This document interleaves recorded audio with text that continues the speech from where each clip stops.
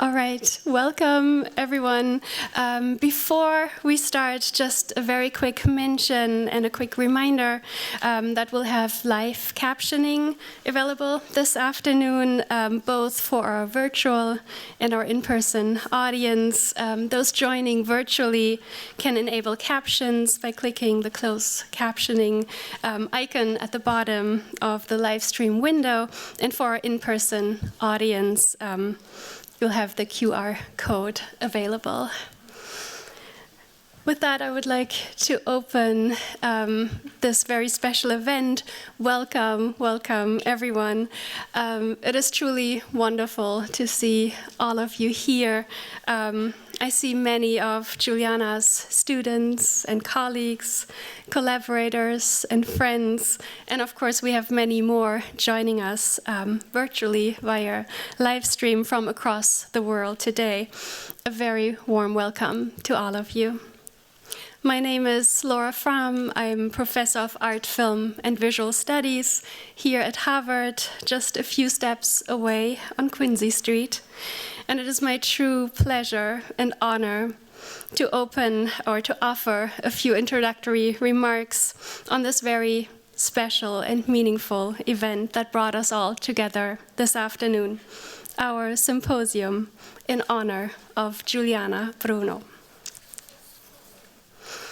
From the very beginning, when we started thinking about this day and this symposium, one crucial component was to make visible the many ways in which Giuliana's work and her teaching have not only inspired in many profound and often path-changing ways the thinking and writing of our graduate students in film and visual studies.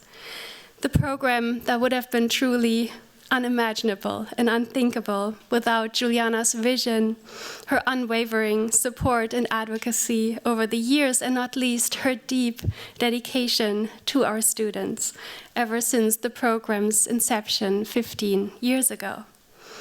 It was also deeply important to us to illuminate how Giuliana's work quite literally has traversed the most different fields, programs, and initiatives across campus and beyond.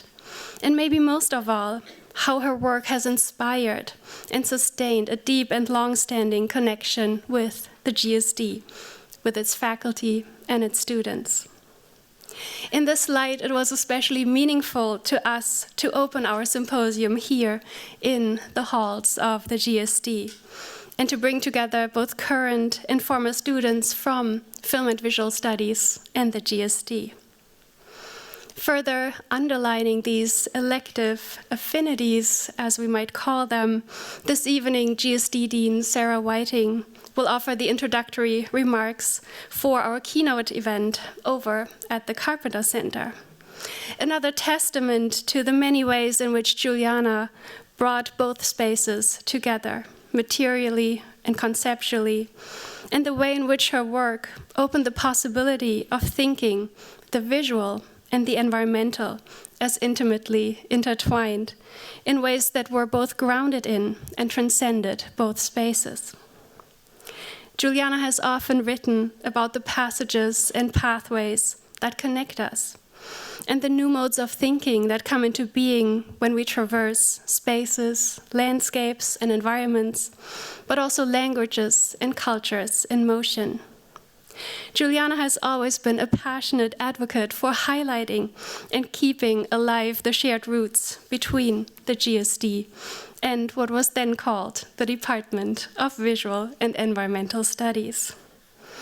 Since the department's very beginnings in the late 60s and growing out of the field of architectural science, VES brought together studies of the built environment, urban design, and ecological questions with the visual and spatial arts, and not least the study of light and communication, the wonderful first name of our department's film track.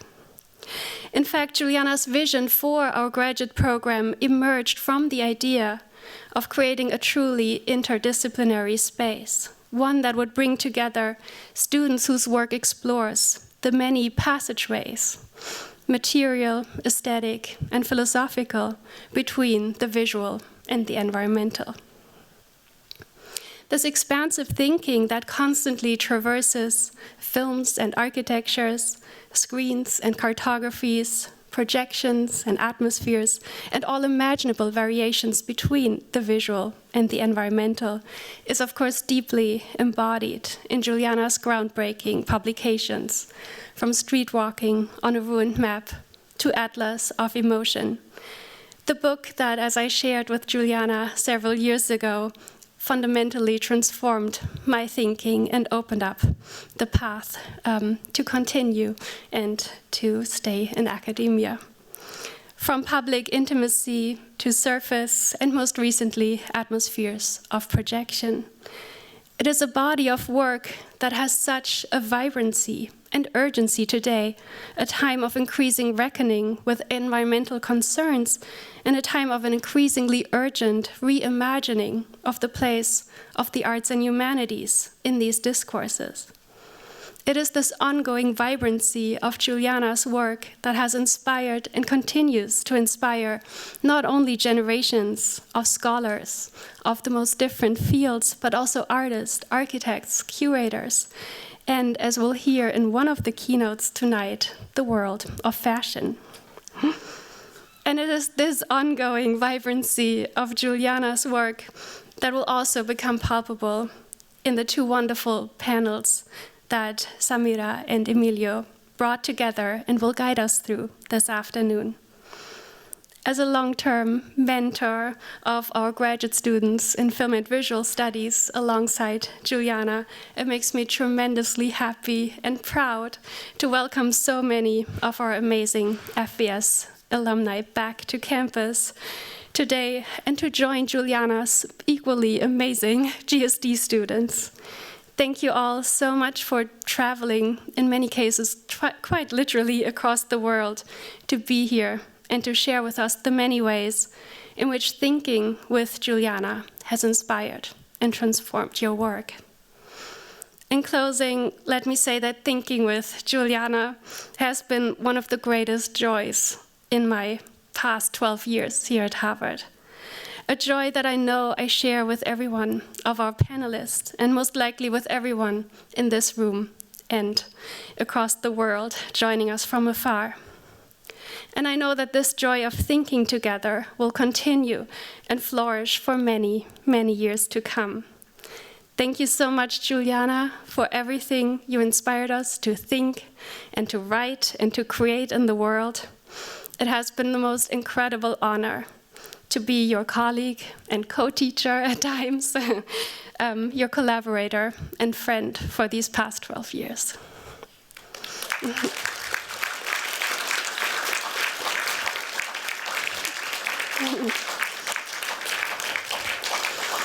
So before I give the floor to Emilio Vavarella, I wanted to give my heartfelt thanks and gratitude to everyone and to the many people who made this day possible and who worked tirelessly over the past days, month to make our vision for this day come alive.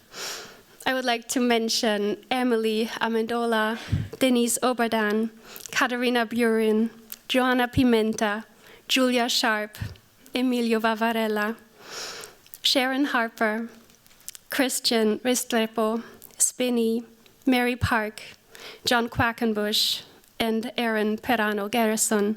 This is only from AFVS. Dan Byers, Danny Shen, Laura Sere, and Francesca Williams from the CCVA, Alex Basile from the HFA, and also, of course, there he is, Andy, Giuliana's husband. Last but not least, I would extend our biggest gratitude to our wonderful collaborators here at the GSD this afternoon, Sarah Raffson, Raquel Rivera, Ken Stewart, and Sam Smith. Thank you.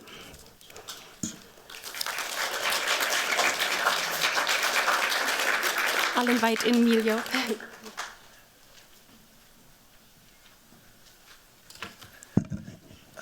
Good afternoon, everyone. I'm very excited to be here. My name is Emilio Vavarella. I'm an assistant professor of media and film studies at Skidmore College, and I'm the artist in residence of the Broad Institute of MIT and Harvard.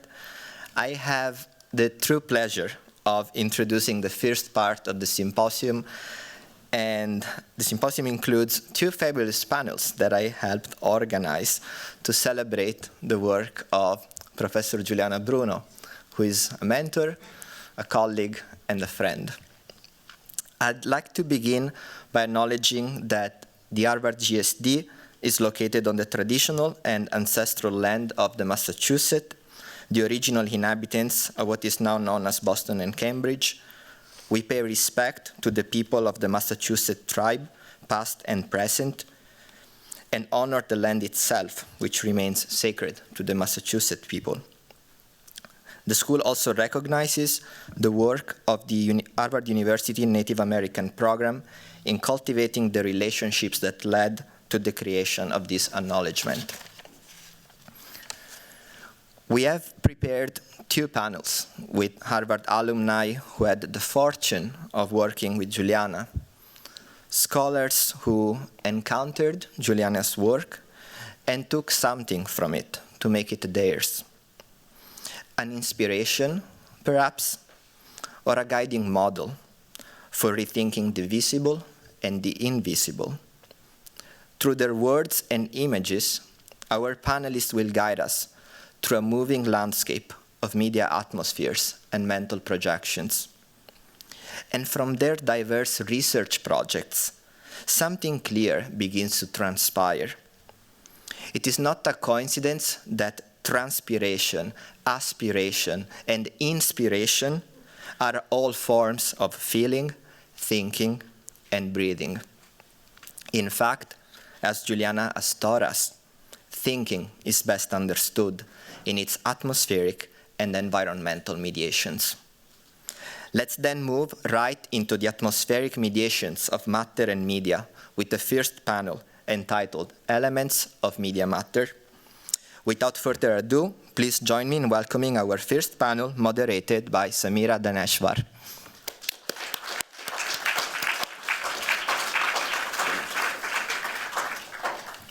Hello, everyone, and thank you so much for joining us today for the panel, the first panel of the day titled Elements of Media Matter. My name is Samira Daneshvar, and I will be moderating this panel. To briefly introduce myself, I am a PhD candidate in Theory and History of Architecture here at the GSD, and with a secondary field in Art, Film, and Visual Studies at AFVS, and an AM with the History of Science. I have had the pleasure and honor of being Professor Bruno's advisee since I started in 2019, and it's a tremendous pleasure to be here today to celebrate her work and legacy. So we will start right away with 3 20-minute long presentations by scholars of media studies who studied with Giuliana Bruno here at Harvard. We will then move to moderated Q&A, in which the panelists will take questions from the public. And if you're following us on Zoom, you can leave your questions in chat. So our first panelist here today is Xavier Furste, who presents on bare metal. Xavier Furste is an artist and a scholar based in Berlin. He's interested in theories and histories of technical media, artistic research, computational inquiry, and technology in the arts. His multimodal practice draws from archival techniques, digital forensics, software infrastructures, and the history of aesthetics. His experimental websites explores how the technical layers of internet condition knowledge and social value. Zachary holds a PhD in Film and Visual Studies from Harvard University. Previously, he was a visiting scholar in Media Studies at Humboldt-Universität zu Berlin, a Mellon postdoctoral fellow in Digital Humanities at the University of Southern California, and a Sloan postdoctoral fellow in software curation at Carnegie Mellon University. He is now a permanent lecturer in new media and digital culture at the University of Amsterdam. Please join me in welcoming Zachary Furste.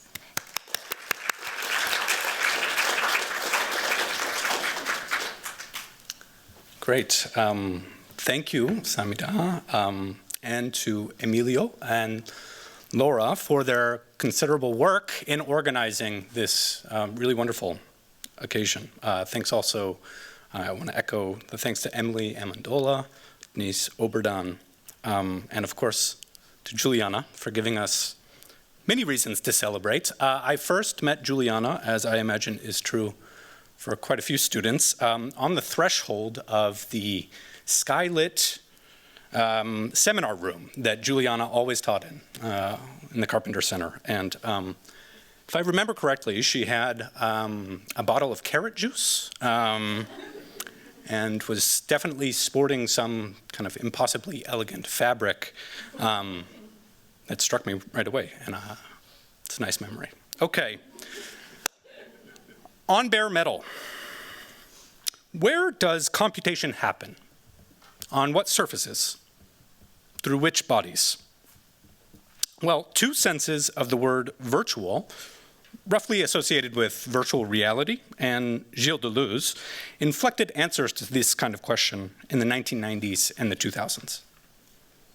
Since then, though, many of the most interesting theories on digital life have moved away from the problematic of the virtual, stressing instead the geopolitical, socioeconomic, and ecological ramifications of data, platforms, AI, and automation.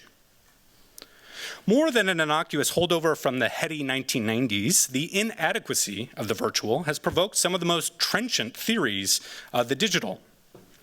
Benjamin Bratton's 2015 The Stack, for example, theorizes governance and sovereignty in the age of planetary computation, repeatedly insisting that, quote, computation is not virtual, it is a deeply physical event. Finn Brunton and Gabriella Coleman likewise observed in 2014 that the clean, disembodied virtual cyber world produces a lot of coal smoke. More recently, the introduction to image objects, Jacob Gaburi's 2022 Archaeology of Computer Graphics, framed developments over the last 2 decades like so. While digital images, the digital image was once thought to reveal the already virtual nature of representation itself, under the material turn, such images would seem to hide the truth of those technologies that ground all digital media. So a shift away from the already virtual recalls Friedrich Kittler's line that the Verkabelung, that is the spread of cables sending digital sound and image around the globe, renders sense and the senses Blendwerk, or eyewash, as it was memorably translated into English. Our fixation on the virtual, in other words, is just what the swindler counts on for his sleight of hand. As Gaburi further explains, the stakes of this hustle are all-encompassing. To imagine computational media, he writes, media as virtual or ephemeral erases physical and effective labor required to build, maintain, and dismantle technical systems, their potentially catastrophic effects on the environment, human and non-human life, and their political function in the lives of their users, the culture of their designers, and the shape of our societies.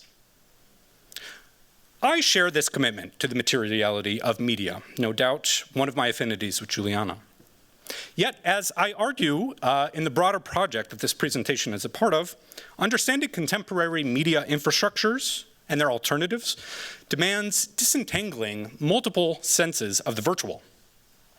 Namely, it requires understanding virtualization as a specific technical process that is meaningfully distinct from nearly all invocations of virtual in the last 4 decades of media theory, and also foundational to an incredible range of computing practices.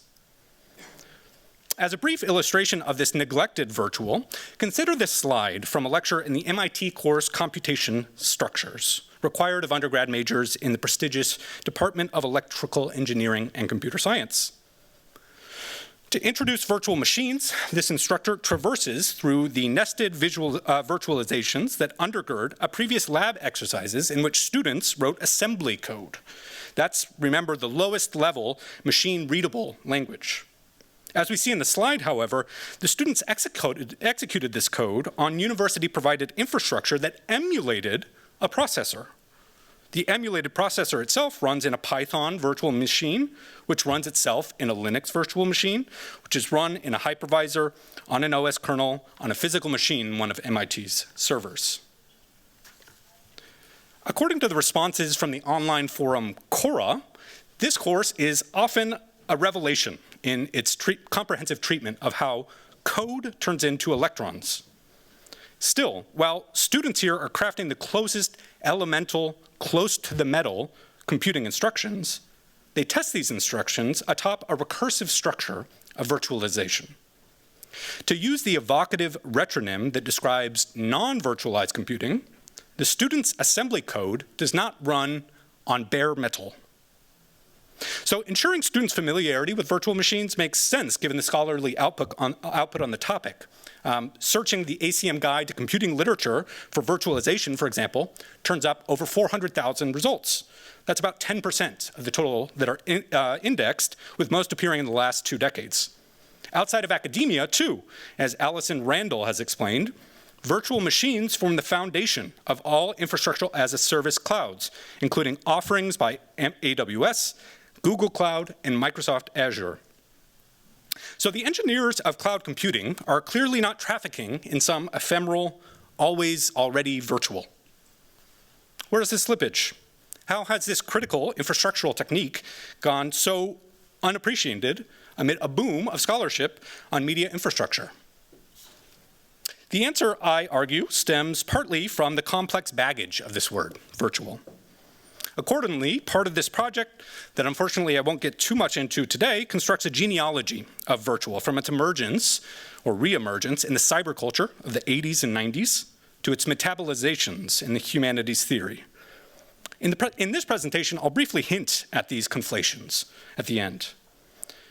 But the virtualization of virtual machines is also difficult to integrate into media studies because of its ubiquity, its recursivity, and its technical complexity. So the rest of this presentation grounds it in sketches from the material history of 20th century computing. I'll briefly consider the paradigm as foreshadowed in Alan Turing's 1936 tape-based thought experiment, and then further tested in actually constructed machines in the successive decades, including the ENIAC in the late 1940s and developments in the late 50s and 60s of virtual memory. These periods of innovation and computing abstraction unfolded not just across logical diagrams, but through the bodies of often feminized laborers implementing abstraction. So, on tape, Turing's theoretical machines. So virtualization is a technique whereby one computer system models the hardware of another. It's what shapes the raw compute in this massive array of servers that we see on the cover of Signal Traffic into particular instances. And here is the interface for Amazon Web Services to start one of these interfaces. And you can see whether it's Mac or Windows or Linux, these are all virtualized atop the physical infrastructure. This process is employed at all scales in contemporary computing, and it trades on Turing completeness. It's the principle of fungibility that says that any computation can be reformulated in terms of the operation of a so-called Turing machine.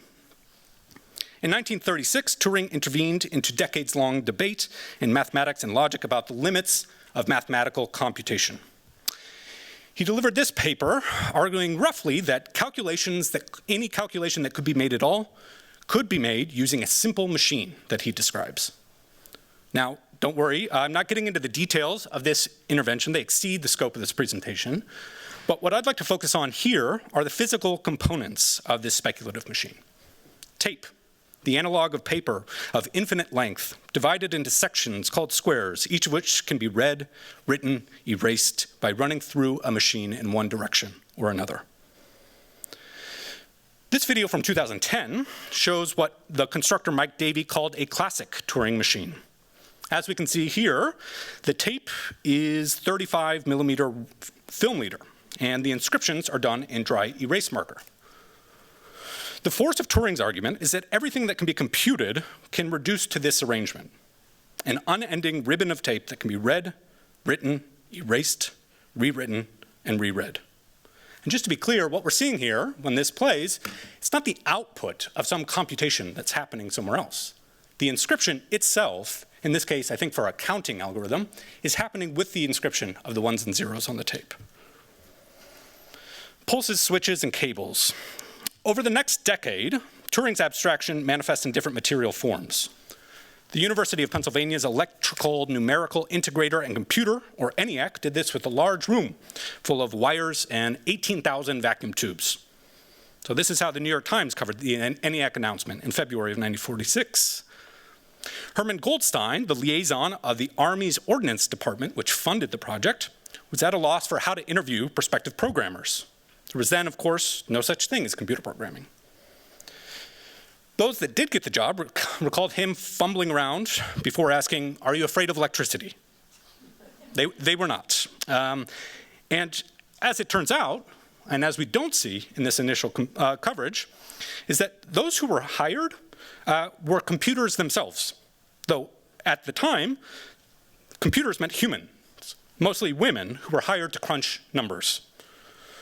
There were around 100 such women at Penn's Moore School at the time, 6 of whom began work on the ENIAC.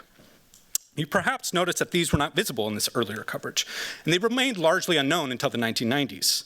But as scholarship from Jennifer Light, Thomas Haig, and Nathan Ensminger have shown us, it was their job to implement the computation on the machine. And as we can see in the video, Goldstein's question about the electrophobia was not merely a question about general proximity. Jean Jennings, Betty Holberton, Frances Bylis, Kay McNulty, Marilyn Meltzer, and Ruth Lichterman were tasked with literally connecting the cables and flipping the switches to route each series of calculations.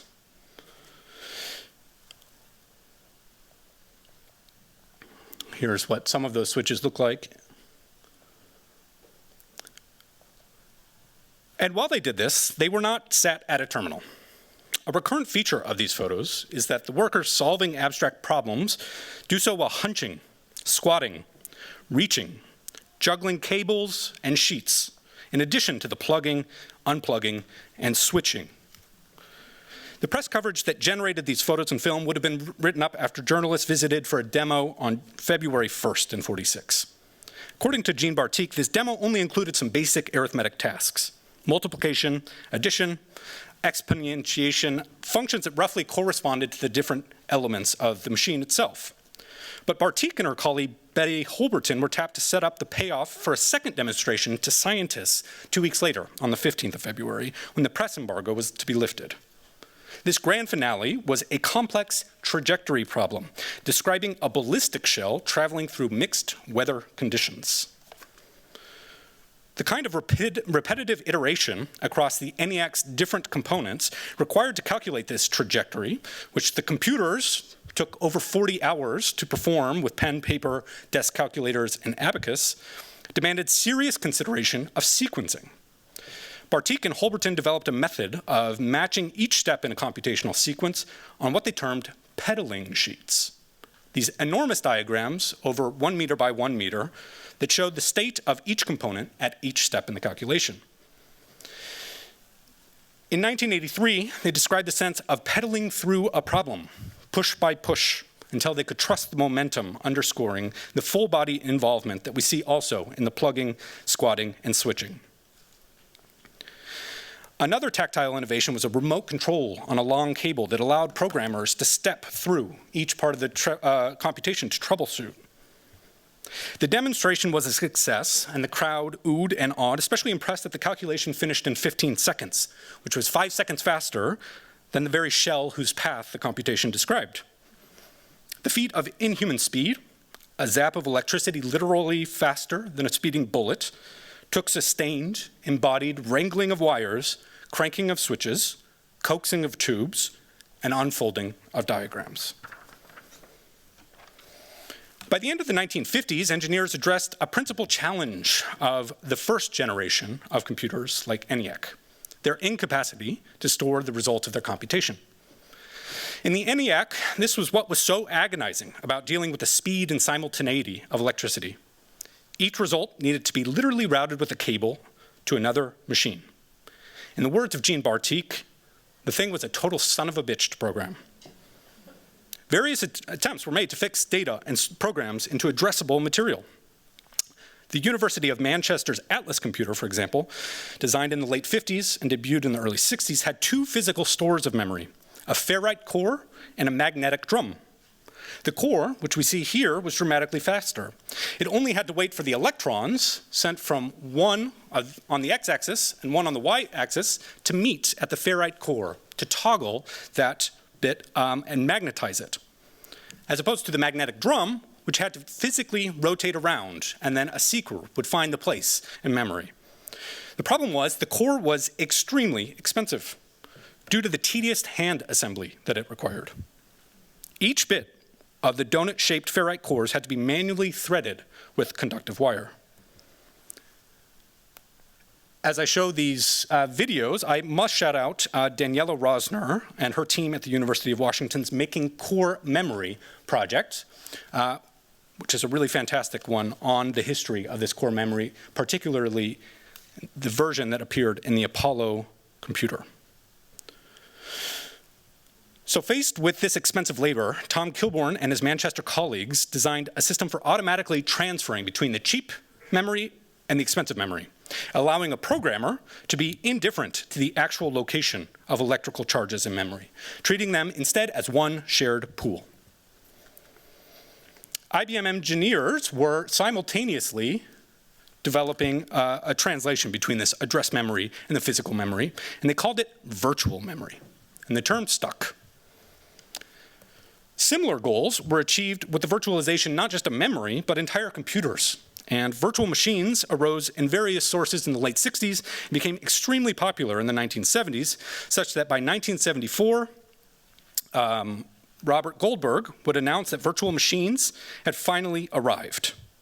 Through the 70s and 80s, these were absolutely essential to the so-called mainframe computing that allowed businesses and universities to have multiple users efficiently use a single computer.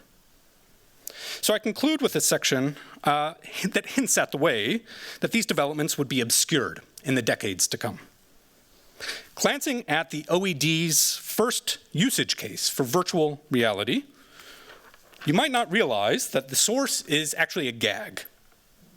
It says, a base to develop an even more powerful operating system designed or designated virtual reality. These quotes do not, in fact, derive from a 79 broadsheet from IBM. Instead, the language comes from a spoof. According to one bit of reporting, a subversive with access to company letterhead circulated a printout at the National Computer Conference in Anaheim, California in May of 1980. The phony release for an OS virtual universe operating system became a running joke and proto-viral content circulating on ARPANET, bulletin board systems, Usenet discussions, and later on the World Wide Web. First as farce. Virtual reality began as a laugh, but then over the course of the 1980s, it was pressed into tech puffery. Now, I sympathize with the lexicographers who, as the IBM Archives reference desk confirmed over email, appear to have been duped by a gag press release. Though fanciful, the joke, as perhaps you now appreciate, was not Jabberwocky. On the contrary, its attempt and humor is in merging cosmology with actual computer jargon. Jargon used in the very techniques that allowed readers of the ARPANET message chain, the BBS, or even the people at the computing conference in 1980 to encounter the joke. And for that matter, jargon related to the computing techniques that allowed me to dig all of this up and present it here today. As we have seen, these virtual configurations were not supernatural, nor imaginary, nor purely mathematical or logical. Instead of projecting out from the sensorium of a user in a headset, this virtual reality is infrastructure assembled by the hands of workers. Thank you.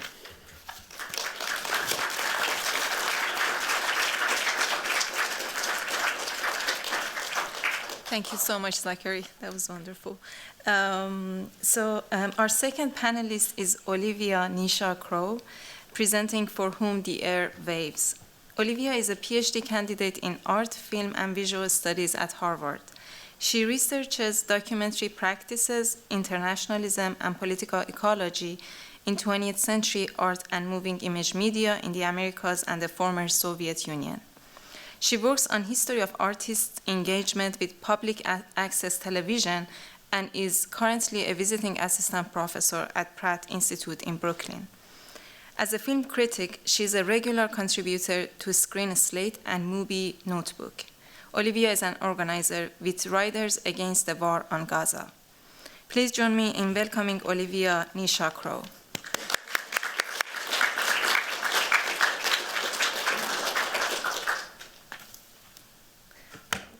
Thank you, Samira. I want to echo the thanks to all of the people who organized this, and especially to Giuliana.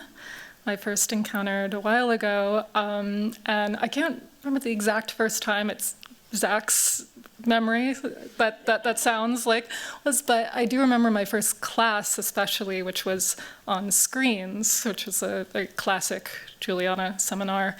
And kind of, going through this process that I think so many of your students do, being like, oh, everything's a screen. Oh, we got this, and kind of, and I think now looking back, that class was really key to me kind of developing an understanding of what environmental studies can mean in our department, which used to be named Visual and Environmental Studies. Okay, so my presentation today, it's an excerpt from a longer project. And it's called For Whom the Air Waves. Sorry, where's the clicker thing? Is it this? Oh, okay, there, got it, okay. Sorry. So I just want to begin with these epigraphs. We have a Nam June Pak excerpt from a letter to John Cage. TV is a form of giving away. You give away through airwave, as well as a description of the contents of the Fresh Kills landfill in Staten Island. Television, toilet bowls, typewriters, cigarette stubs, telephone books, tampons, photographs, lipstick cylinders, office chairs, love letters, shoes, diapers, eyeglasses, tea bags, toothbrushes, twin towers, nail clippers, hospital waste, dolls, yogurt cans, lawnmowers, dead rabbits, money. The 1994 film Fresh Kill opens in a near-future New York, where downtown sushi restaurants serve trendy raw fish lips to stockbrokers speaking in techie riddles. An ominous red haze hangs over the city. The television network American Communications Corporation, ACC, monopolizes the airwaves. And the multinational company, GX, controls everything else. Poets cruise the subways as hackers dial up an early version of the World Wide Web, bulletin board systems. In Staten Island, the Fresh Kills landfill overflows. Surrounded by garbage, cats, and stacks of junked television sets, the borough's community survives at the fringes of late capitalism. Artists, immigrants, punks, the queer, the racialized, poor and disabled, the HIV positive and unhoused all live under pollution and policing. Despite their proximity to the center of global finance, in 1994, you could see the Twin Towers from Staten Island. They are, to quote Lauren Berlant, in the economic bottom's thick space of contingency. There, lesbian couple Claire Mayakovsky and Shireen Lightfoot live in a car repair garage with their daughter Honey. Claire works at the modish Nagasaki sushi restaurant, and Shireen trucks furniture and so many television sets to the landfill. Claire's mother, the poet Mimi Mayakovsky, broadcasts a public access talk show on Staten Island's cable station. Yours truly, Mimi, reports on topics absent from network news: local oil spills, safe sex during the AIDS epidemic, and then landfills, toxic seepage. When local cats and children start to glow green, the queer and multiracial family, with hackers John Ben and Miguel and an anonymous African Unity Network, uncover a global conspiracy involving GX, the US military, and radioactive fish. A pioneering work of new queer science fiction, Fresh Kill was the first feature film by Taiwanese-American multimedia artist Shuli Chang. It is chaotic, intermedial, and hypertextual, shooting in 16 millimeter, 35 millimeter, and video. Chang layers the cinema screen with those of cable and satellite television, computer monitors, and surveillance technologies, CCTV, so forth. Interesting fact, Arthur Jafa shot the 16 millimeter portions. Scenes transition like flipping television channels without establishing shots. Its cacophonic and dialogic script revels in wordplay, as Mimi says to her viewers, remember, kill is Dutch for stream. Distributed as a work of avant-anarcho-eco-satire, Fresh Kill imagines globally networked grassroots organizing made possible by the nascent internet. By hacking bulletin board systems, the denizens of Staten Island connect to activists in Western Africa fighting to prevent the docking of a barge of toxic waste, as well as an indigenous community in Taiwan's Orchid Island who protest the storage of nuclear waste on their land by the Taiwanese government. These connections open the characters' eyes to capitalism's global structure and propel a new wave of internationalist organizing. As Gina Marchetti has written, produced when the World Wide Web and internet were first emerging from their military and academic infancies, Fresh Kill already offers a vision of computer networks as sites for struggle, disruption, and intervention. The term hacktivism was actually coined in a review of the film in a computer magazine. So a promotional poster for the film from the 90s reads, Eco, Cyber, Noia, Kill Your Television, and Hack the Code. With its 30th anniversary this year, the film has been restored on 35mm and 4K and is attracting renewed interest as a queer, feminist response to globalization and corporate control. Its vision of hyperconnectivity's radical potential before ad algorithms, corporate search engines, and AI slop appeals to contemporary nostalgia for the internet of the 1990s. Fresh Kill appears as a turning point in Chong's career, signaling the artist's interest in the internet that she would develop for the Guggenheim in her most celebrated work, the participatory web installation Brandon, which explores the life and murder of trans man Brandon Tina. In her words, Brandon was conceived at a time that I moved from actual space to cyber/virtual. Chong, now 70, is usually referred to as a new media artist, a cyber feminist, a digital nomad. Her cypherpunk science fiction feature films Fluido, IKU, and UKI make use of pornography and digital animation and explore explore globalized communication networks, commodified sex, viruses, cyborgs. This emphasis on early internet networks in Fresh Kill has led to very fruitful engagement with her work, but it overshadows the emancipatory role of local lo-fi activism in the film via public access cable television. So 10 minutes into the film, the camera pans from the Lightfoot-Mayakovsky family dinner to a television set jammed sideways into the stovetop. It blares an unwatched ACC news report. Quote, Pentagon officials report the H-bomb off the coast of Okinawa has dissolved harmlessly, end quote. Before toggling back to yours truly, Mimi. Mimi sits between two guests with a table full of fruit and strange limbless baby dolls sheathed in condoms. The three women, Lori Carlos, Robbie McCauley, and Karen Finley, were all well-known members of the downtown performance scene in New York. So Mimi, read a quick part of the script. Mimi Mayakovsky, you're on the air. Nina Simpson, sex counselor, holding a baby doll in a yellow condom. This one acts like a sexual enhancer with little rubber nubs protruding on the head. Bernadette Cherryholm, activist. We're talking about big business and politics, about the big boys in City Hall. Little rubber what? Simpson, nubs for extra pleasure. The exchange plays with the friction between political activism and sexual pleasure, which the film, with its many sex scenes, insists are not only compatible but codependent. The channel switches to an ominous corporate commercial, we care, purrs an executive. The image rolls vertically. This is the era of analog broadcasting, when television sets often fell out of sync with signals, requiring a firm slap to reset the components, a nearly obsolete gesture. The channel changes back to yours truly, Mimi, and a text banner flashes across the bottom of the screen. Public access TV for you and by you. Use it or lose it. Mimi looks into the camera and says, this is an excerpt of a longer monologue, quote, no saliva exchange, no skin, Flick our tongues at the night sky, we're just lonely lizards left to eat our own garbage. Rip those condom foils with your teeth. Are we going to the dentist or are we making love? End quote. In 1994, deaths from AIDS-related illnesses near their peak in New York. And though the script rarely mentions AIDS, it permeates the film.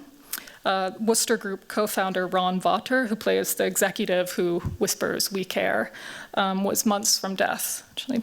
And when broadcast networks downplayed the crisis, New York public access cable stations really covered the virus, and they aired alternative media made by a number of collectives.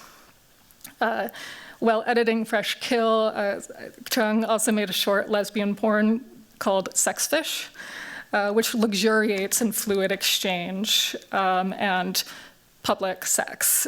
Chung summarizes the video as something like queer sociability. Sex Fish was made with friends and lovers, intimate sexing bodies flowing in a sexing, fishy vibe.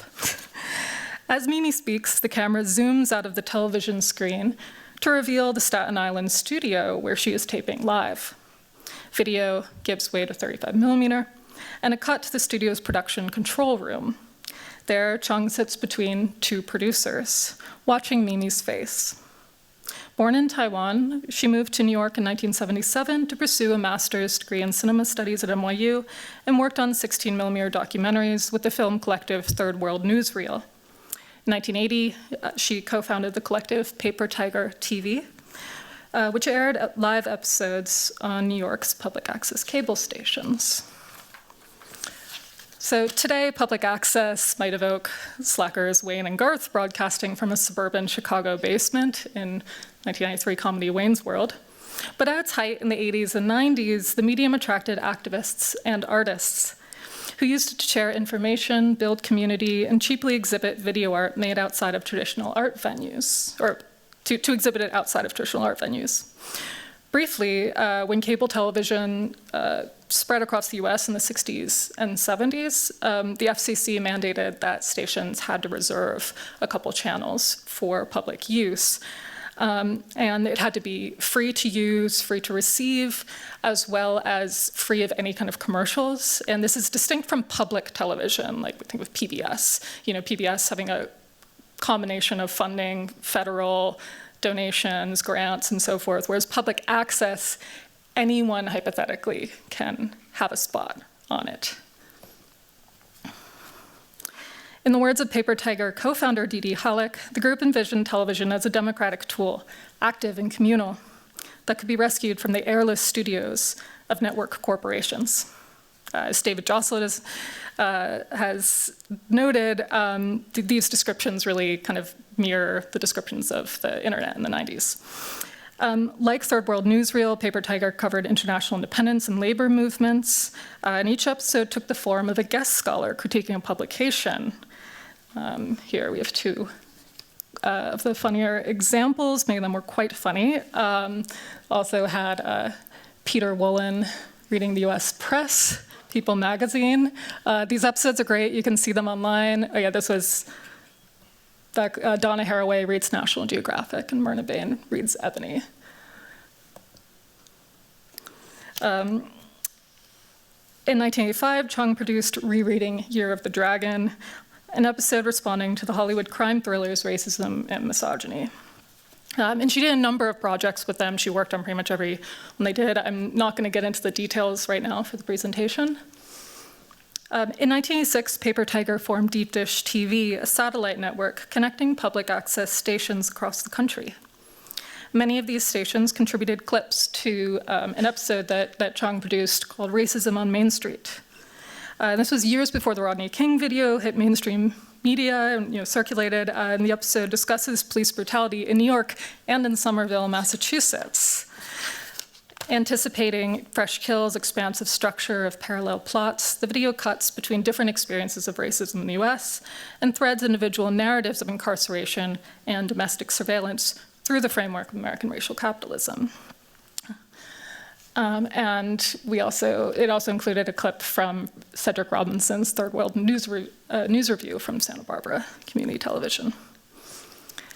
So in 1990, Staten Island's public access station SICTV invited Chung to be an artist in residence. There, she worked with the station's producers in a program covering oil spills in the island's waterways. Kill is Dutch for stream, opens as a satirical newscast. Dateline, Staten Island, priority, urgent, with an anchor announcing, Exxon scientists have genetically engineered a bird able to repel oil. Unquote. Dateline had recently been launched by NBC, and Chung plays with the format of network television to undermine its legitimacy. One of its funniest moments is a fake ad for Staten Island Black, bottled oil available in virgin and crude. A young woman intones, "Keep the memory of corporate irresponsibility alive. We are being sued for appropriating corporate property. Buy Black, support our defense fund." Chung co-wrote the script with Filipino-American novelist Jessica Hagedorn, the author of Dog Eaters, which came out shortly before this film. And the two were developing at the time a screenplay variously titled Kiss, Kiss, Kill, Kill, For Whom the Air Waves, and Fresh Kill. So Chung explored, very briefly, she explored the script's ideas further in a 1991 7-channel video installation called the Airwaves Project. And the exhibition's largest element was this massive tank filled with water, television sets, and live carp.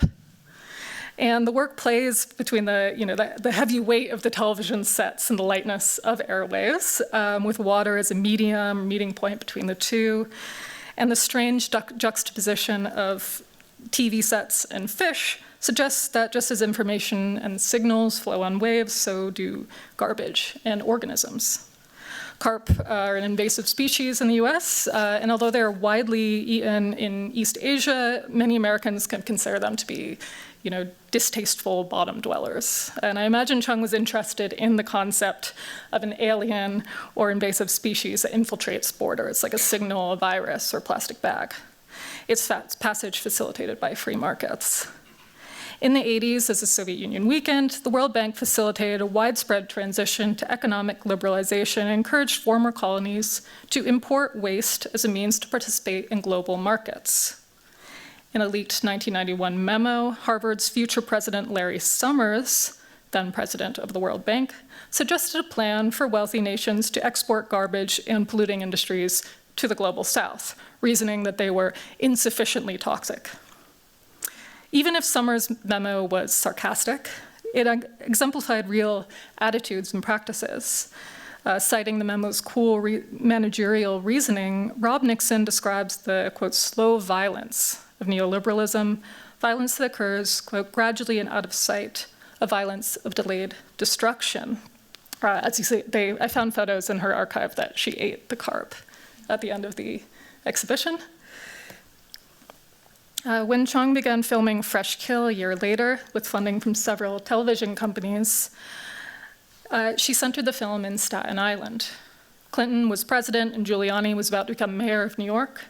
A period of rapid financialization, privatization that affected housing and public space especially, further deregulation of global trade and cuts to social programs. Augmented by the 1986 Chernobyl incident and the 1989 Exxon Valdez oil spill, public paranoia over communism and nuclear war gave way to concern with ecocide, with the ozone layer. And so the landfill opened in 1948 on a large salt marsh, land that was deemed fallow by the plan's head, Robert Moses. By the time it closed in 2001, Fresh Kills was the world's largest landfill. 150 million tons of New York residential waste formed mounds as tall as office buildings. And it spewed methane gas and a legendary stench.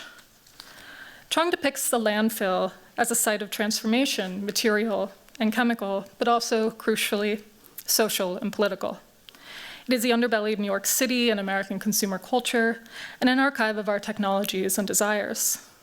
In Fresh Kill, the landfill is at once a singular site and representative of the city and the world as unstable and toxic places that we must find ways to inhabit. 20 years before Chung, Gordon Matta Clark actually made a short film there, also called Fresh Kill, in which bulldozers pulverize his red truck. The film ends with shots of the dump's ubiquitous gulls picking at its remains.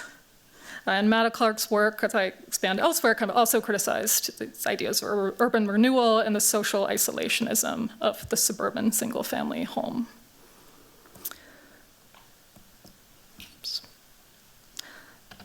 This is Fresh Kills today. It is now a park. I visited it last week. It's not open to the public yet, but you can arrange a visit with the scientists if you are nice to them and write them.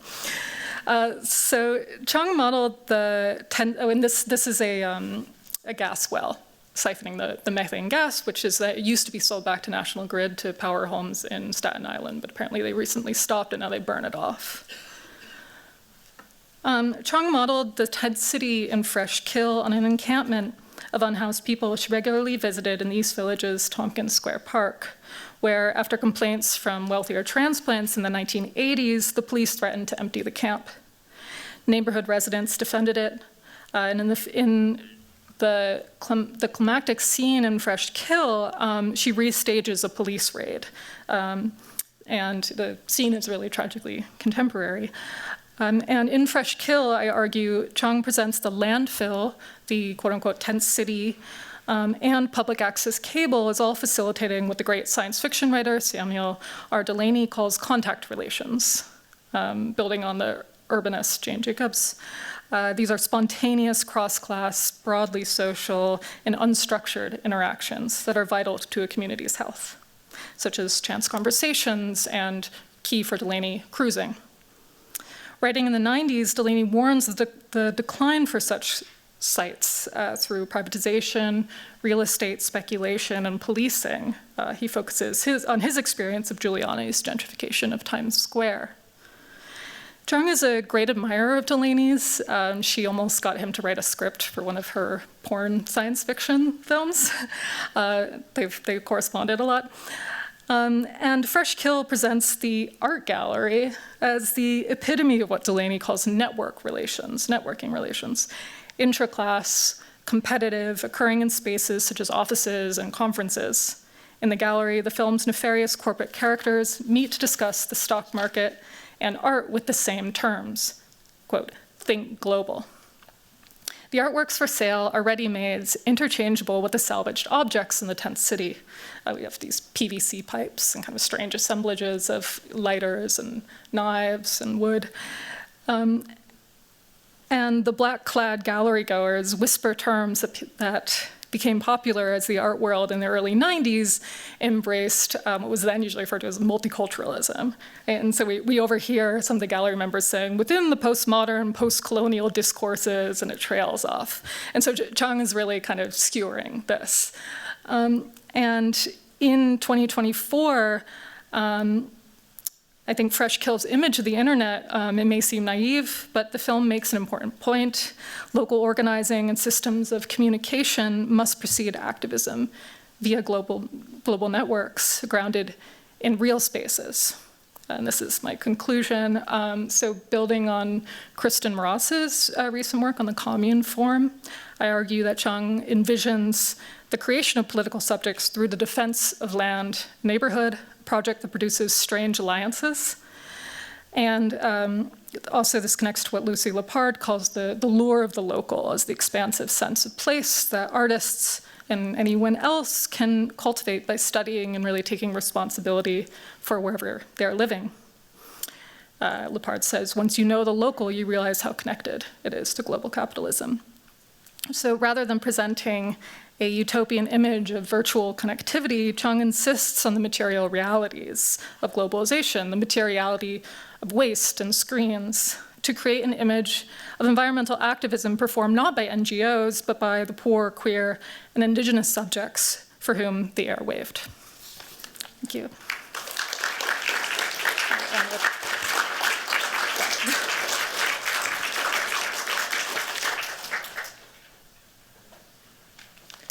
Thank you, Olivia, for your amazing description and analysis of Chung's work.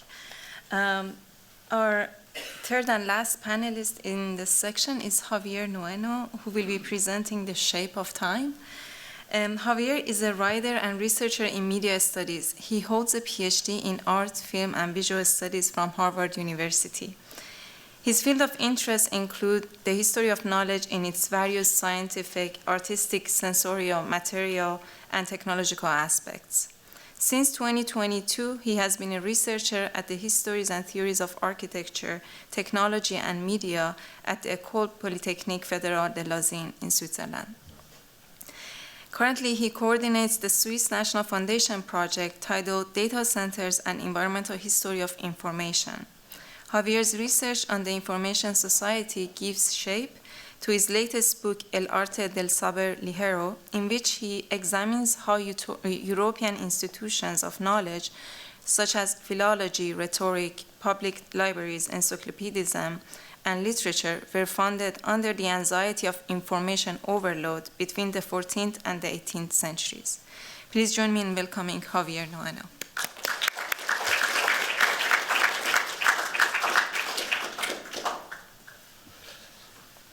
Well, thanks everyone. Thank you to Samira for the presentation and to Emilio for putting these panels together. Thanks so much, Giuliana, for gathering us all here.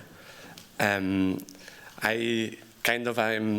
like taken aback by the memories of the last time that I presented Giuliana, which was in Mexico City when Giuliana was receiving her honorary PhD from I remember, nomadic institution, which was very ad hoc.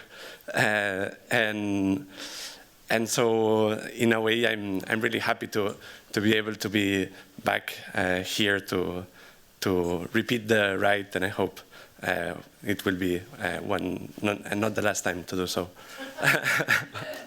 but perhaps the most fructiferous way to celebrate Giuliana Bruno's work, it's not by responding directly to her books, right? Revising concepts, offering new readings, situating or contextualizing them, but rather it is by transposing or projecting her method into one's own interest that we can put books such as Atlas of Emotions or Atmospheres of Projection to work. It is as a trace, as an imprint or a signature, that we take a better hold of what's their influence.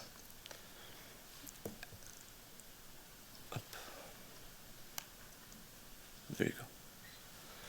So, in a world governed by marketing strategies, influence seems to be reduced to the tyranny of impact metrics. However, I believe that influence is precisely the opposite of this world of measure. To be influenced is something which cannot be established precisely. It has to do with ambiguity, with a certain spectrality. It is a sort of body double in which two or more things can coincide at the same time. So, without going so far as to think of the influence of science, think, for instance, about the talk of influences in a literary text or in a work of art. Too much influence, and it is a copy. Too little, and it goes unnoticed. However, I believe that it's this domain of spectrality that has to be accounted for. It is the space where things get confused, where they are mixed and combined, or words that are reminiscent of a type of alchemy that occurs in the crucible of the present. This radical asynchronicity, this non-coincidence of the present has many names. We can call it anachronism, survival, intermittence, return. The interwar philosopher and sociologist Karl Meinheim called it the simultaneity of the non-contemporary. And art historian Henri Faucillon called it actuality and consecrated the last part of his life to studying this phenomenon while escaping the collaborator government of Vichy. So this is the substance of which time is made, hybrid, porous, unstable, amorphous. And it's about an episode in the transformation of that time that directly altered the substance, its substance, that I would like to speak to you. But before I start, I want to give you a heads up and tell you that the work that I'm presenting today is highly speculative and in a way, in a very embryonic state. So I think I'll have to ask you to please excuse the contradictions and imprecisions, the impasses, as this is still work in the making. So today we write time with cosmic rays, and I believe this is something quite fascinating. Radiocarbon dating is a tool of extraordinary importance to venture into the past and to also write the environmental future of the planet. As I hope to show you by the end of this presentation, this technology, or this rather network of measurements, played a crucial role in establishing both the first studies of climate change, as well as bringing into light or new light, the origins of humanity. So, but first, let me say a word about chronology and why the history of forms, a sort of heterodox discipline that Giuliana has cultivated in her book, seminars, exhibitions, and equally important conversations, can be of great importance to deal with such questions.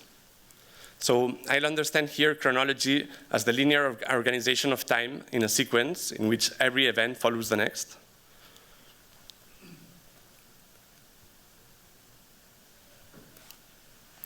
And although we often take this objective, abstract, neutral time for granted, it is the result of multiple figurations. When time goes through certain technologies, such as calendars, chronicles, clocks, annuaries, timelines, and so on, it is processed in such a way that it's rendered uniform. Time goes through these multiple media, and it's turned into something measurable. In a way, we could say that linear chronology is one of the most successful and pervasive cosmogonies of modernity. As all cosmogonies, it is only half true, or to say it otherwise, it is sometimes true when we accord it certain ritual conditions, but only when those are in place. And as all cosmogonies, it must have the capacity to bring together, to reconcile the celestial scales with the experience of the subject. And this is accomplished by a distributed network that involves discourses, representations, technologies, institutions. This apparatus, to use a term that we learn in Giuliana's classes on METS, gives shape and makes operational chronological time. So, through a careful process of distilling and decantation, the heterogeneity of temporalities coexistent in the present are separated to produce a pristine sequence of events. Homogeneous empty time, as Walter Benjamin called it, the time of historicism, is deeply opposed to the time of experience. As opposed to this empty time, Benjamin reclaims a time filled with the presence of the now and the possibility of the new. So this homogeneous empty time, in a way, is the fiction that every historian must defeat.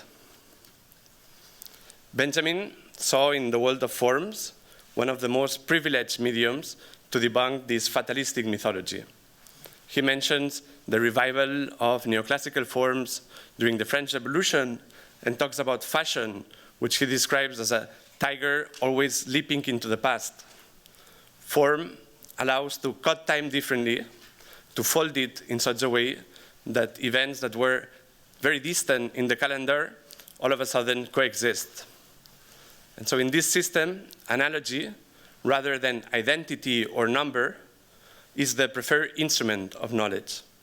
So it's less about determining what things are or their quantities than about finding resemblances, opening passages, collapsing times. And Giuliana's work is often in dialogue with the techniques that are normally used to establish this homogeneous empty time.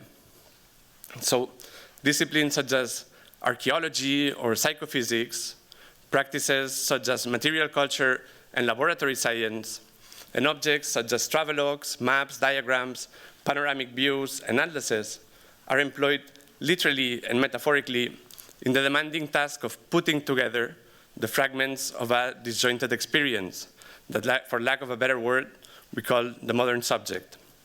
However, these disciplines, practices, and media of representation are methodologically unsettled through the deployment of another way of articulating time, which relies in the connection between forms rather than on empty chronology. Sorry for this. It is by looking at forms and the ways that they are interlinked that a new type of historicity unfolds. For Bruno, the classifications, the thresholds that sustain such divisions, are traveled in such a way that as the best cartographers, she does not describe a territory, but remakes it. And there is one last corollary that I would like to retain from this summary overview of the morphological approach to history. I have mentioned it in the beginning when I said that chronological time is also the result of figurations. This means that what the history of forms makes visible is that just as time can be folded following many indexes, the recurrence of a motif, the migration of an image, the intermittence of a gesture, in the same way, chronological time, this homogeneous empty time that Benjamin referred to, is the result of figurations, of transformations, of practices and technologies that enable to make it operative.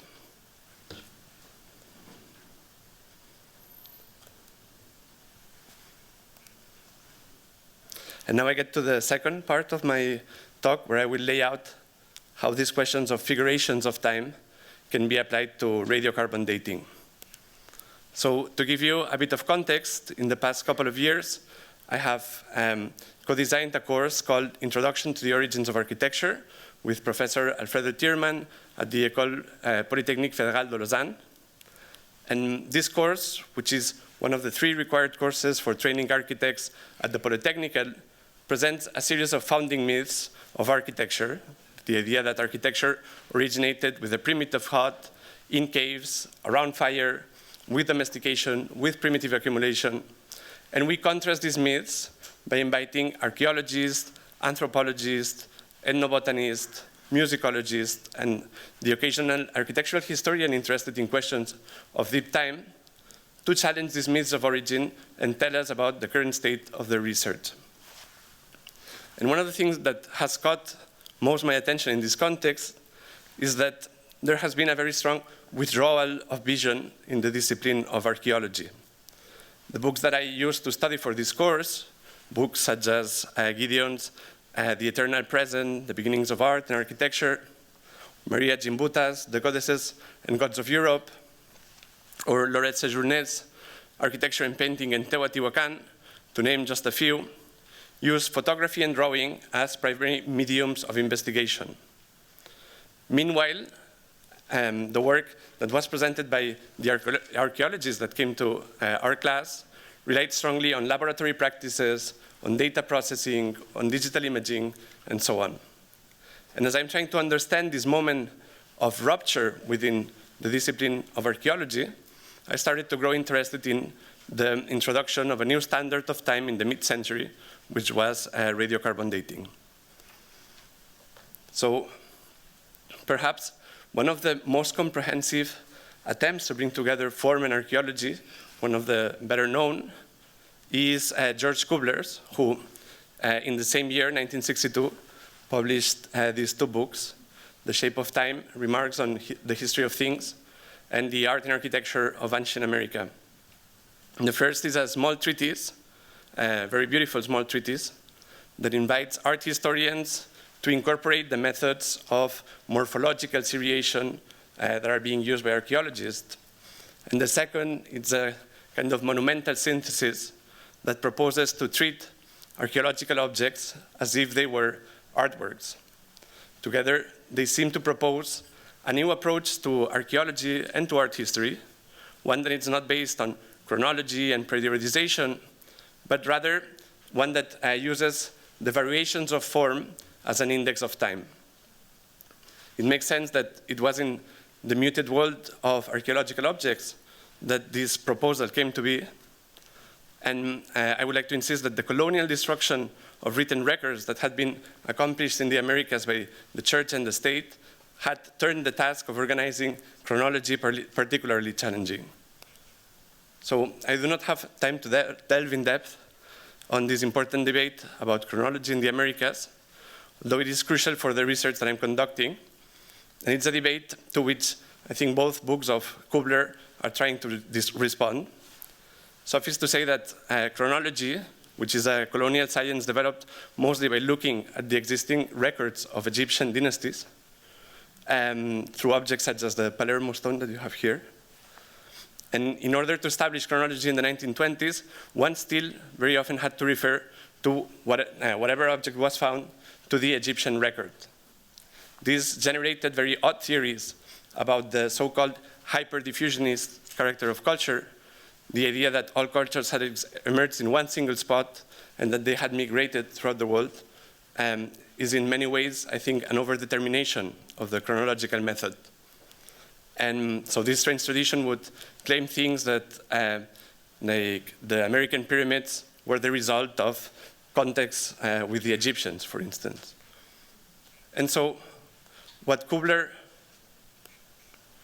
and against these theories, Kubler relied on the work of archaeologist and anthropologist Alfred Kreber to delineate a time-out of chronology in which the rhythmical elements, the measures of time, would not be the hours, the years, or the centuries, but rather forms with their varying intensities, with their lapses and relapses, their returns, their intermittences, their anachronisms. So there is a sort of contradiction in this text, in Kubler's text, because this fascinating attempt of reading time as a sequence of forms is harnessed by a very mid-century pulsion to turn this method into a historical discipline, when if anything it seems like an indiscipline or a rebellion against the historical method. And it seems to me that Kubler's books ought to be read in the context of the rise of radiocarbon dating. Kubler was amply acquainted with this radiometric chronology by 1962. At least since the 1950s, he had been part of an important initiative at the Yale Geochronometric Lab, a research group that would play an important role in the history of the calibration of atomic decay curves of radiocarbon. So, in The Shape of Time, as well as in Art and Architecture of Ancient America, he makes occasional reference to this technique, which he praises as the most precise way to establish chronology, and he celebrates it as an important feat that largely corroborates previous attempts to create chronologies through morphological seriation. But he manifests a clear opposition to the idea that archaeology or art history could be reduced to, and I quote here, a matter of solving puzzles of date and authorship. It will only be another antiquarian pursuit among many innumerable ways of gormandizing over the past, along with philately and genealogy. So here I want to introduce the last bit of my talk, and it will be fairly schematic. As I have said earlier, with the history of forms, or something that the history of forms show us, is that all time is the result of figuration. Even the objective, homogeneous time is the result of techniques and practices of commensuration. And what I wish to show in this last part is what types of figuration were necessary to produce such thing as atomic time. So what I'm going to try to do is that, or argue, is that to say that far from being just the result of a laboratory practice or a physical quality of matter, radiocarbon time can only be understood as a series of commensurations within a large variety of knowledge practices. And these include, of course, practices developed within the military technoscientific complex of the Second World War and the Cold War, but also knowledge that emerged from the colonial science of archaeology, the practice of chronology, the emerging disciplines of dendrochronology, that is the reading of time in tree rings, and planetary histories of the environment. It is in this regard that radiocarbon time can appear as a true cosmology of the second part of the 20th century, a kind of media history of carbon that makes the world visible through its material basis.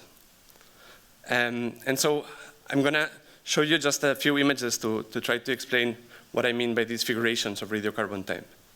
So the invention and development of radiocarbon dating is closely related to the name of nuclear chemist Willard Libby. Libby received the Nobel Prize for Chemistry in 1960 for his discovery. And the principle of radiocarbon dating is fairly simple. So when cosmic radiation enters into the atmosphere, it forms carbon-14. Carbon-14 is a radioactive isotope of carbon, and this radioactivity deteriorates at a steady pace. So all organisms in the planet go through a metabolic process in which they absorb small quantities of this carbon that spreads uniformly through the atmosphere. Once the organisms die, they stop incorporating radiocarbon, and the quantity that they have accumulated starts to decay. So the half-life of radiocarbon has been established at around 5,700 years, and by checking the remaining quantities in a sample, it's possible to establish its age. But this rather schematic story, which echoes the type of argumentation made by the Nobel Committee, conceals that behind this elegant picture, the decay curves of radiocarbon had been measured and calibrated against a vast array of other types of knowledge, and that without these figurations, the technique developed by Libby would be quite useless.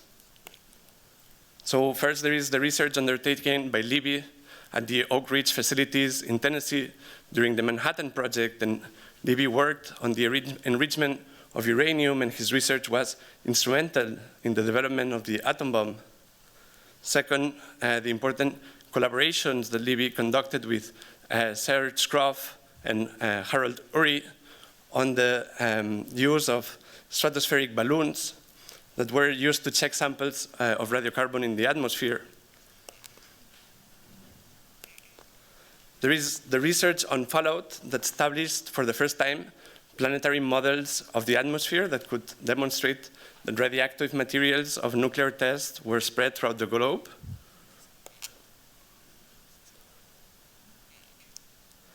And there is also the first great calibration model through the close collaboration with archaeologists of the Viking Wren Foundation, led by filmmaker turned anthropologist Paul Fejos, and the calibration curves using historically dated objects. Here is where the chronolian discipline of chronology shaping and modeling the material possibilities of radiocarbon.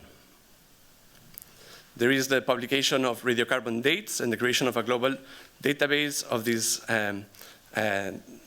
these date lists, which were produced in multiple laboratories throughout the world, and the subsequent recognition that these dates didn't add up, that different laboratories were obtaining different results, and that something was tampering with the samples.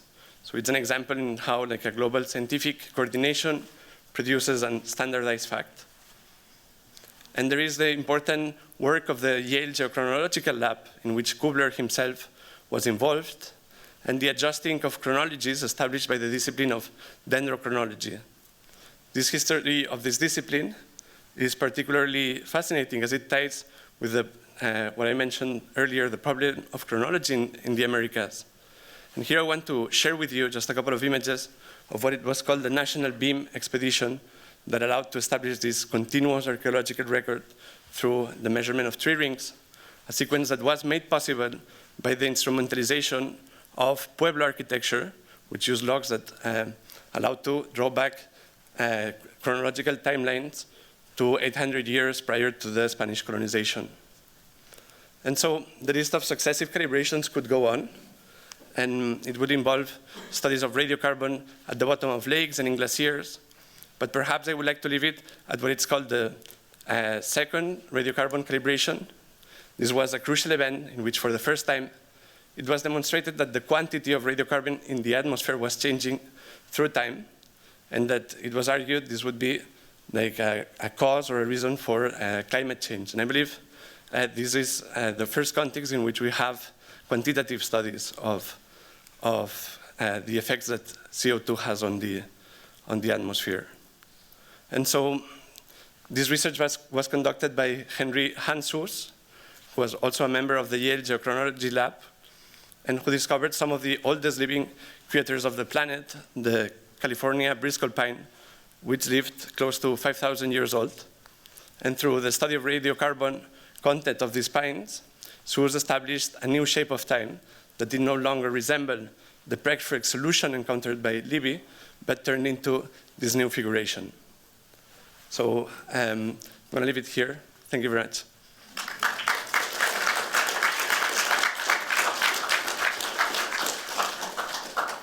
Thank you, Javier. I would like to invite all our panelists to the Q&A.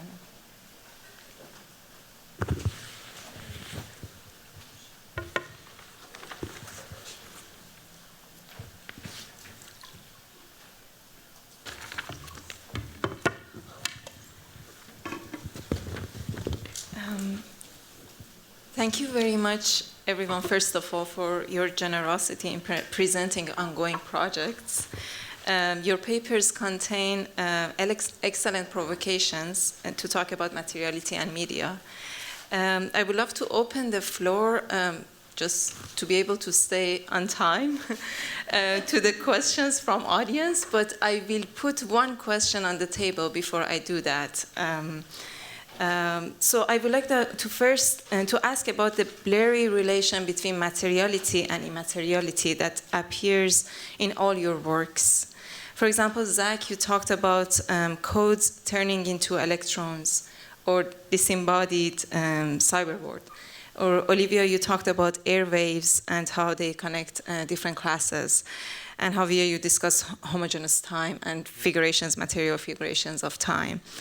When these material elements that you discuss pass through a media, and I'm borrowing from you, Javier, for example, when electrons pass through a computer server, or waves through public TV infrastructure, or time through calendars and watches, as you say, what is conceived as immaterial finds material form.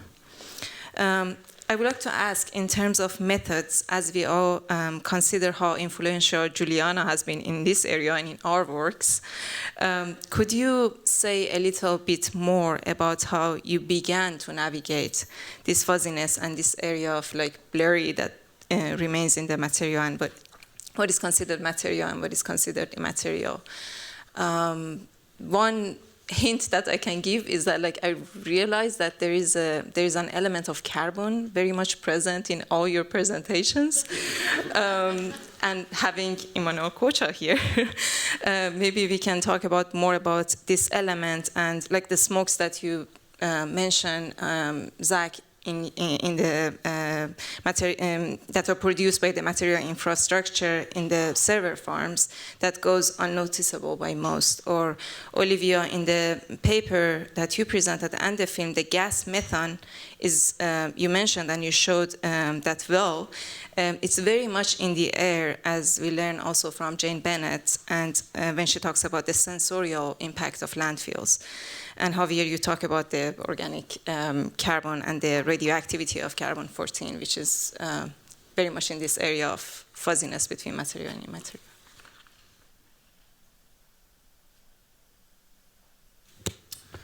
Method, a question about method. I think that would be interesting to hear, at least from the other presenters, because we, as well, because we have, I felt like, nicely complementary approaches to some similar topics. Indeed, the fuzziness between immateriality and materiality. I think part of what I'm responding to in my project is this is kind of what I see as a pendular swing between realizing, oh my God, there are these actual machines somewhere that are producing everything that is floating across our screens. And these things are real, but then kind of the paucity of language that we as scholars of media have to talk about the implementation of those machines, which, as I was suggesting, gets caught up in these other ways of speaking about, for example, the virtual.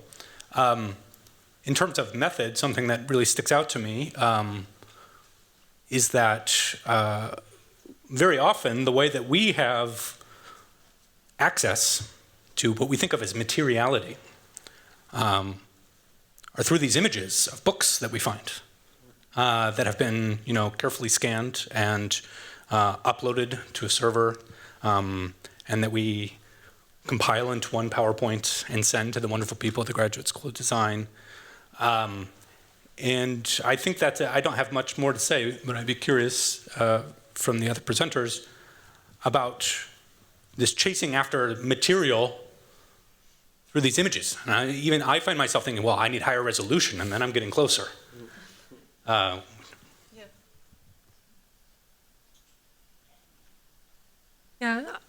I think I mean, I don't know if there's really going to be like a way that I resolve this tension of, materiality to materiality in the discussion of this film and kind of Chung's project, because I think that's something that makes this work of hers in particular really interesting, because it's kind of bridging this moment where her work goes into this moment where she talks about as kind of like being just totally virtual. And I guess it's also kind of like with Zach, a little bit of an intervention and kind of the way we talk about earlier moments of the internet and virtual spaces somewhat. And so looking at kind of public access cable is also, it's this very lo-fi medium. You really cannot kind of forget like the heavy television sets and the spaces where they were broadcast, and then the particularities of cable versus satellite.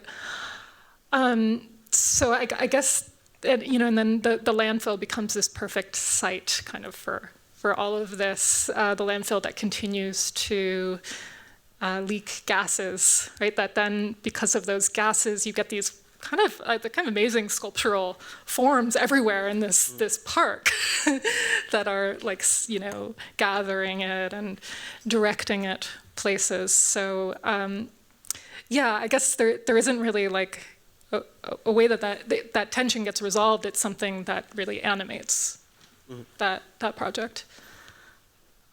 Yeah, I think on my end, I think the motivation of this project comes from wanting to think about, I think this has been an ongoing topic in my research, a bit like these two competing ways of rationalizing, of explaining, of like making visible, that are on the one hand like quantification and on the other hand analogy.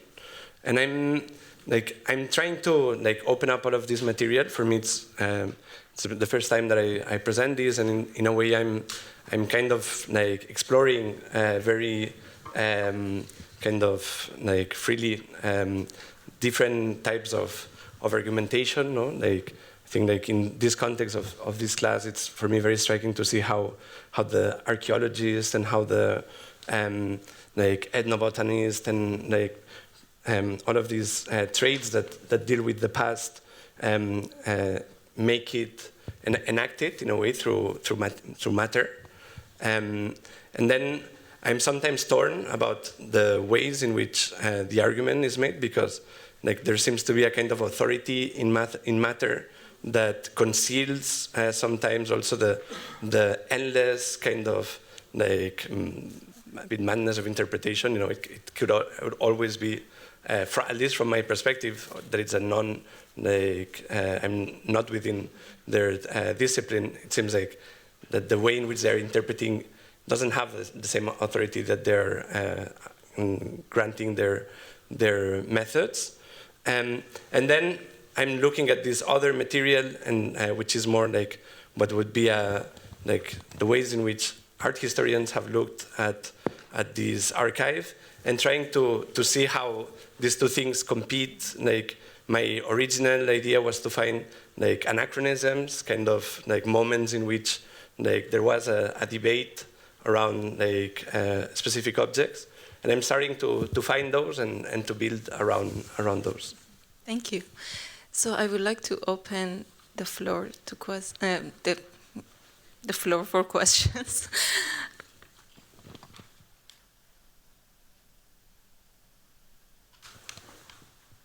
Emmanuel, oh.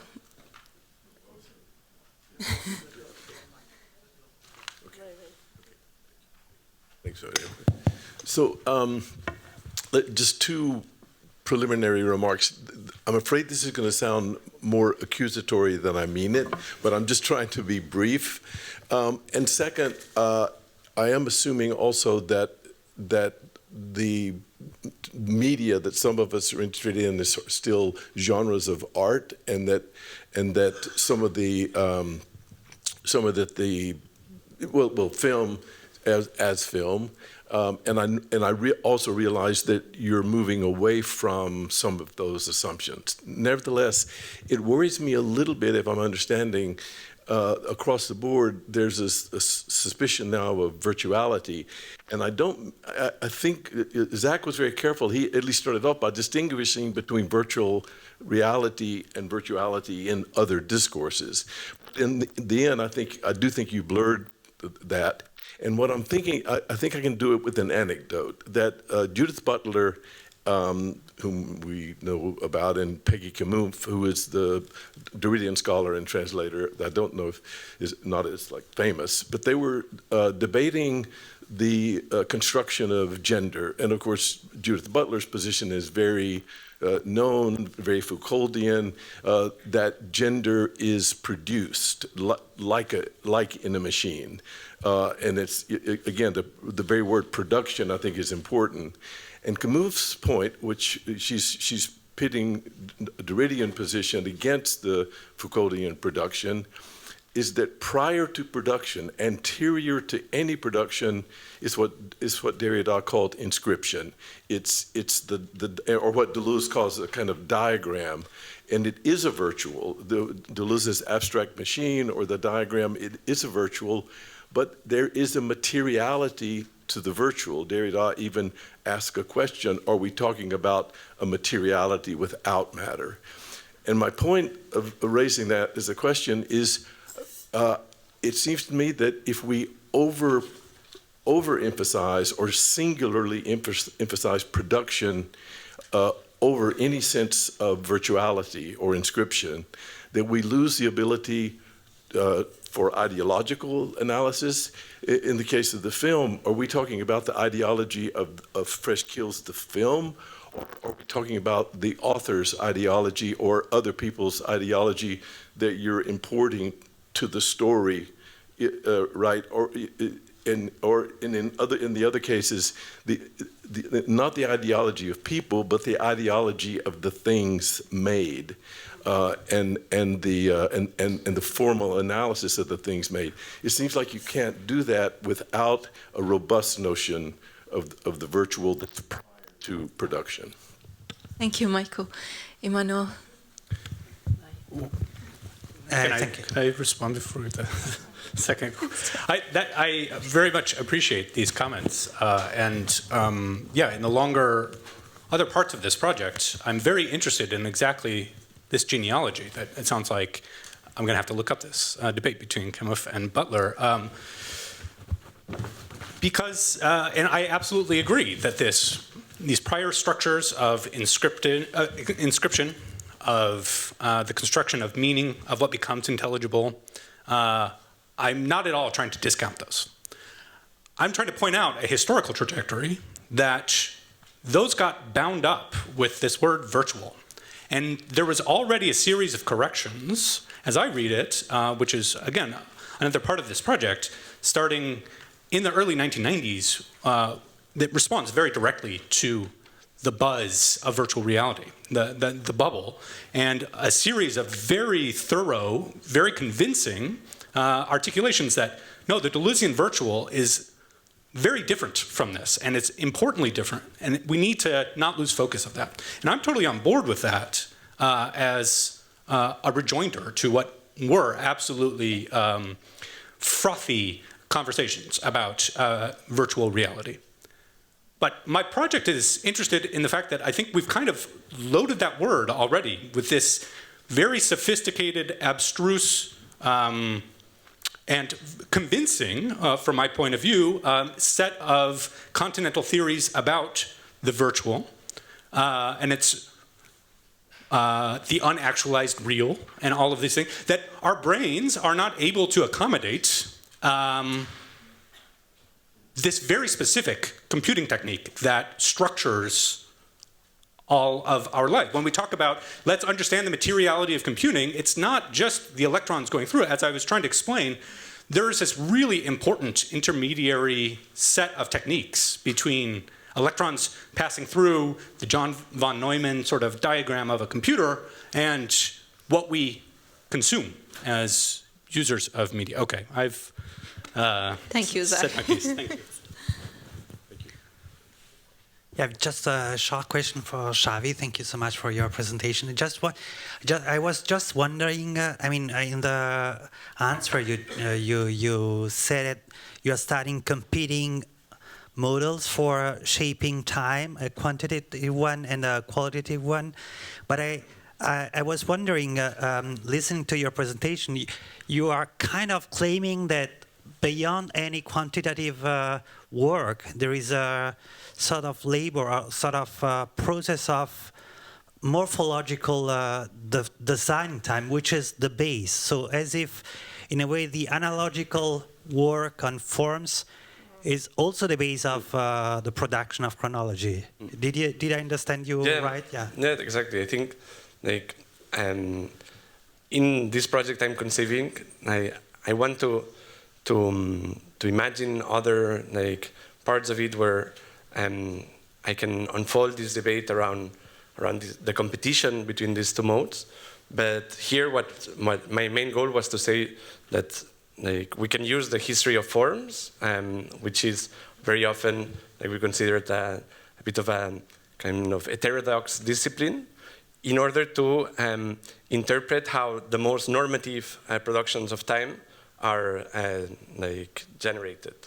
And I think this exercise of looking how the heterodox produces the orthodox is what I'm after at this stage of the project, and thinking about the fact also that this kind of resolves a bit the polemic, the opposition between these two types of temporality. No, I think very often when I encounter archaeologists working with now LiDAR technologies, I think it's really fascinating the type of work that they're doing, and I find myself a bit at unease in kind of claiming back a morphological approach. But in the end, that's pure morphology happening through a different set of parameters, but I think the morphological is actually coming back in a very substantial way. So I think what you're saying it's right on point. I think that's what I'm trying to get at. I had promised not to say anything, but I can't help it.